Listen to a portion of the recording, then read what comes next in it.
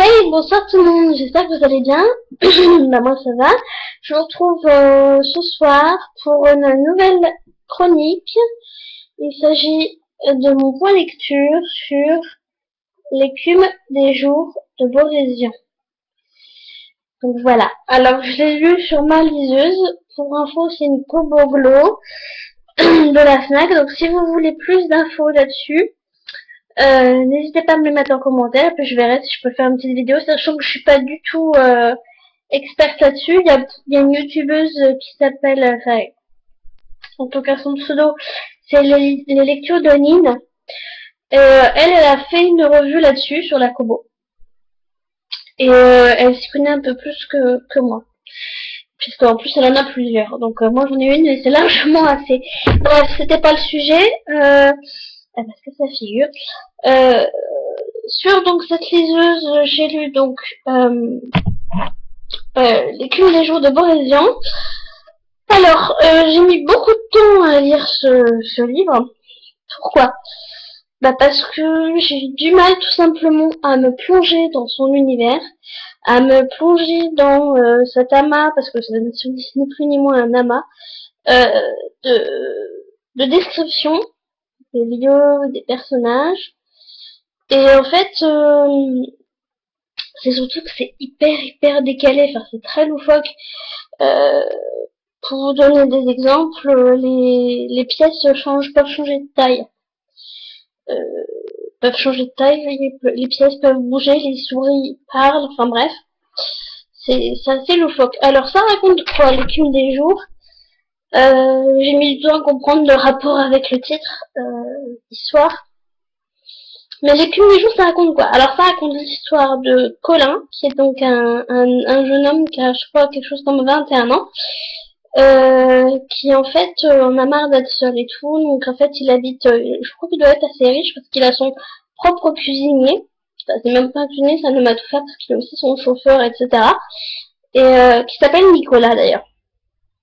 Et en fait, il va avoir aussi lui, Nicolas, un rôle dans l'histoire. En fait, en tout, il y a 1, 2, 3, 4, 5 personnages. Mais les deux principaux, en fait, sont Colin et Chloé. Donc, en fait, pour débuter, en fait, Colin en a marre d'être seul.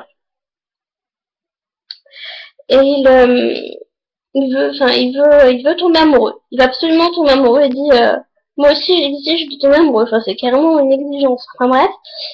De toute façon, les termes employés dans ce roman sont un peu spéciaux, j'ai envie de dire. Et donc, lui aussi, il exige de tomber amoureux, et il veut tomber amoureux et tout. Et en fait, il va assister à une fête, donnée par,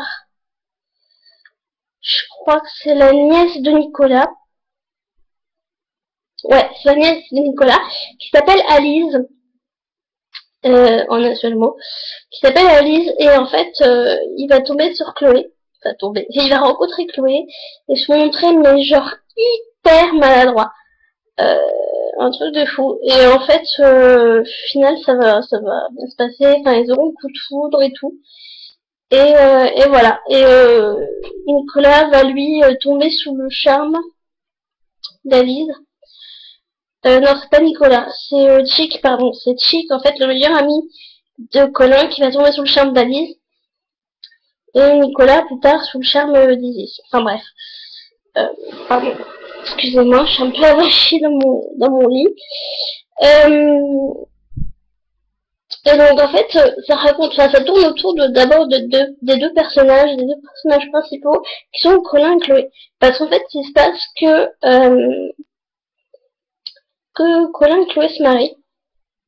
Donc là, tout va bien et tout est beau, tout est rose. Là, la scène du mariage est décrite, mais je me suis noyée dans les détails.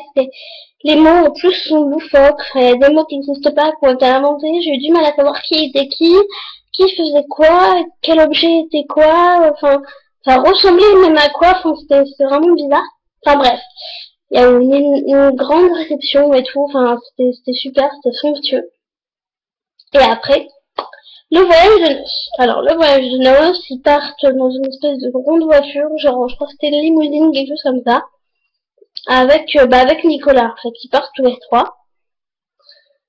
Et ça va très mal se passer pendant le voyage de noces, dans le sens en fait où ils vont traverser un endroit très lugubre avec des hommes qui travaillent un peu comme les gars à la mine, enfin, vous voyez, à l'époque, comme des forçats, en fait, et ils vont être tout mis dans cette espèce de tristesse, enfin bref. Puis même l'atmosphère est rouillée, enfin, ils sont la rouille, l'atmosphère est pesante, enfin bref. Et voilà. Et je sais plus comment, par quel intermédiaire, mais Chloé va attraper froid. Ou avoir de la neige sur elle, enfin je sais plus. Mais elle va attraper froid et en fait de là elle va tomber malade. Alors elle va tomber malade. Euh, le médecin va mettre du temps à trouver ce qu'elle a parce qu'en plus il va falloir l'opérer, etc. Ça coûte très cher et tout. Les premiers remèdes ne fonctionnent pas. Alors en fait ils vont s'apercevoir qu'elle a, c'est là que c'était bizarre, qu'on rentre vraiment dans l'univers de Borésian, qu'elle a un nénuphar. Oui, un nénuphar dans le poumon droit. Et en fait, pour pouvoir tuer ce nénuphar, il faut qu'elle boive seulement 3 cuillerées d'eau, c'est tout, qu'elle ne boive pas, et qu'elle ait des fleurs tout autour d'elle. Mais qu'elle soit couverte de fleurs quasiment tous les jours. Alors tous les jours, Colin va se tuer à la tâche, limite, pour essayer de lui apporter ses fleurs. Le problème, c'est que ça finit par coûter très cher. Ça coûte très cher, donc au bout d'un moment, il n'y a plus d'argent parce qu'il a prêté tout. Il a prêté une grande partie à Chick pour que lui puisse se marier, mais bon, je vous raconterai après ce qu'il en a fait en parallèle. Mais ça coûte très cher. Donc lui ne travaillant pas parce qu'à la base étant riche, il ne connaît pas ce que c'est que le travail, il sait pas ce que c'est que la dure labeur, que travailler de ses mains, etc. Donc il va finir par en chercher. Il va en chercher, mais il va jamais réussir à en garder un. Au final, en tout cas, il va jamais réussir à en garder un seul. Du moins pour une durée assez longue.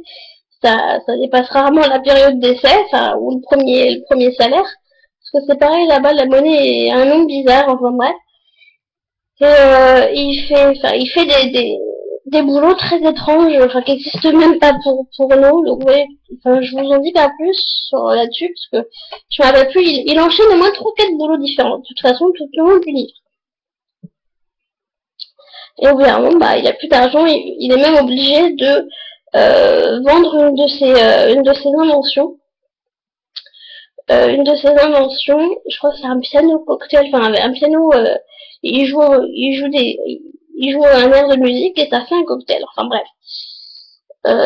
Voilà, et en fait en parallèle, donc il a prêté une grande partie de ses économies à Chick, son meilleur ami, pour qu'il puisse se marier, que celui-ci puisse se marier avec Alice, sauf que ça va pas du tout se passer comme ça. Parce que il est collectionneur déjà à la base, et donc très porté sur tout ce qui se rapporte à son écrivain préféré, qui pour nous s'appellerait Jean-Paul Sartre, mais là-bas c'est Jean-Sol Sartre. Donc vous voyez les jeux de mots. Très courant chez Borésian dans ce livre. Et en fait, il collectionne tout, mais tout. En plus, cet écrivain ou ce poète, ou je sais pas trop comment on dit, il écrit un peu sur tout n'importe quoi. Donc tant qu'il a le dernier ouvrage, et il achète. Mais il achète sans regarder à la dépense. Bref, il va se ruiner. Et même en recouvrement, je sais plus, enfin oui, de toute façon, il va pas payer ses impôts. Il va pas payer ses impôts. Et Alice va finir par le quitter.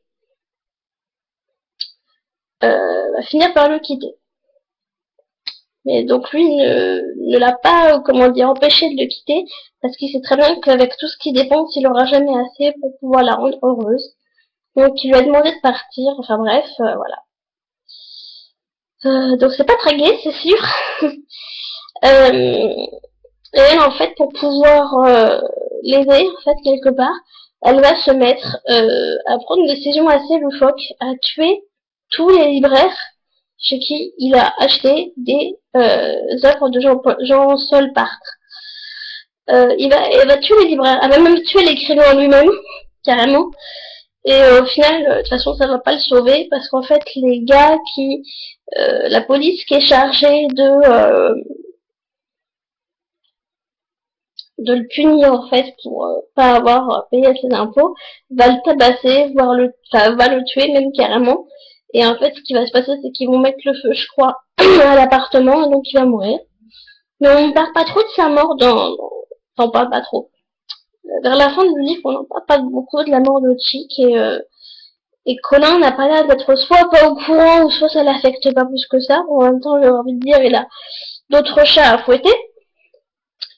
De son côté, Nicolas, donc Nicolas que je vous rappelle est cuisinier et m'a tout fait entre guillemets, mais aussi un fidèle ami, parce que bon, Colin ne considère pas son employé comme quelqu'un qui est son larbin, enfin, ou juste son larbin du moins. Ils vont se lier d'amitié, il va même refuser qu'il reste, il va même lui dire pars, j'ai contacté telle famille, tu vas aller chez eux, tu seras mieux payé, etc. Mais Nicolas refuse de partir, bien évidemment, il va rester jusqu'au bout.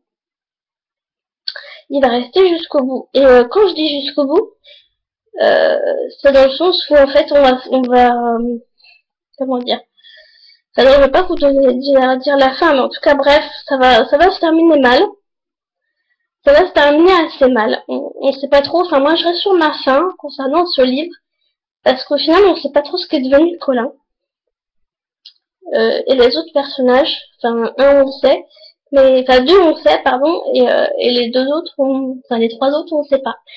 Donc je suis un peu sur ma fin, et en plus il y a un chapitre, ou en tout cas les 2-3 dernières pages, qui sont sans aucun rapport, enfin pas sans aucun rapport, mais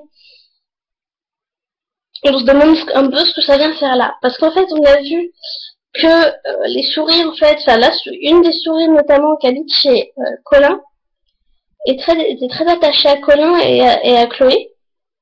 Et voyant Colin très très triste, et ben enfin je sais pas pourquoi du comment, mais bon elle décide de se suicider. Donc elle demande à un chat de la tuer, donc lui il ouvre la gueule, elle me fout sa tête dedans, mais en fait lui dit que pour que ça fonctionne, il faut que quelqu'un lui marche sur la queue. Donc je vous dis pas si ça a marché, et je vous dis pas ce qui est devenu des autres personnages, parce que je vous en dirai trop, et voilà. Enfin bref, c'est pas une chronique que je pensais qu'on aurait duré autant de temps, j'ai voulu faire vite, mais bon, voilà, ça a pas marché comme je voulais, comme d'habitude. Mais bon, c'est pas grave. Donc je vous en dis pas plus sur comment ça se termine, mais je pense que ceux qui connaissent et qui ont déjà lu le savent. Donc pour moi, je trouve que ça se finit très triste. C'est très triste. Je suis mitigée dans le sens en fait où je me suis quand même rendu compte que sur ma Kobo, enfin sur je sais pas combien il y a de pages dans le format papier, mais sur ma Kobo il y a quoi? Il y a 219 pages. Et j'ai réussi à me mettre dedans qu'au bout de la 100 et quelques. Donc en plein milieu presque. Et enfin c'est un peu long. Je vous dis, ça se met dans les détails. J'ai eu du mal à comprendre où ils voulaient en venir en fait. Et l'action, l'intrigue principale. Enfin, l'intrigue principale, on sait que c'est Chloé, que ça m'avait dit que c'est leur couple, que voilà. Mais j'ai eu un peu de mal, enfin, je vous dis, ça se mêlait vraiment dans les détails. Bon, après, c'est son univers, hein, je respecte. Encore une fois, bon, les gens avaient un univers bien à lui. Enfin, voilà. Mais bon. Mais j'ai compris, en tout cas, la relation entre le titre et l'histoire. C'est déjà ça. Donc voilà. Bah, écoutez, moi, c'est positif dans le sens pour ceux qui aiment les classiques. Moi, j'ai voulu revenir vers quelque chose de, effectivement, plus classique. Ça faisait très longtemps que j'ai pas lu un classique. Et je le relirai pas une deuxième fois. Je regrette pas de l'avoir lu, pas du tout. Mais je le relirai pas une deuxième fois. Parce que des fois, je relis certains livres qui m'ont plu. Mais là, je le relirai pas une deuxième fois, je vous le dis carrément, parce que c'est de l'arrachage de cheveux, pour comprendre les adjectifs, pour comprendre de quoi ils parlent et tout, la moitié du temps, donc non. Voilà,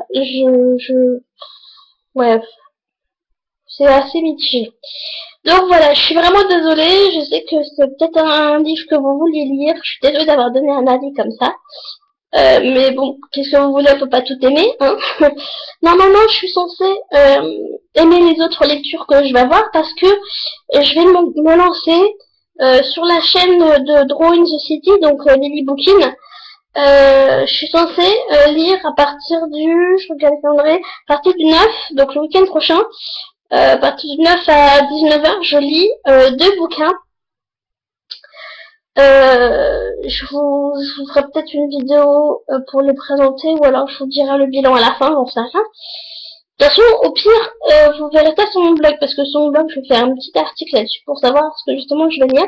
Mais je vais faire un week-end d'Amil. Donc, le week-end d'Amil, c'est une idée de Lily, de Lily Bookin, qui en fait, le principe, c'est de lire 1000 pages en un week-end. Donc, le vendredi à 19h et dimanche minuit, sur un week-end donné, une date précise et tout, fixée par tout le monde. Suivant un vote. C'est un challenge personnel, on ne gagne rien, mais de lire 1000 pages en un week-end. Et tout. Donc, je vais mettre ça sur mon blog. Je vais présenter mes 2 livres, mes 2 lectures et le principe du week-end. Donc, je sais pas s'il y a encore temps pour participer, je suppose que oui. Vous pouvez toujours vous rendre sur la chaîne de Lily Bookin et regarder son blog. Sur son blog est consacré un article qui parle de ce week-end. Et vous aurez notamment sa page Facebook consacrée au challenge et lui demander si vous pouvez toujours y participer.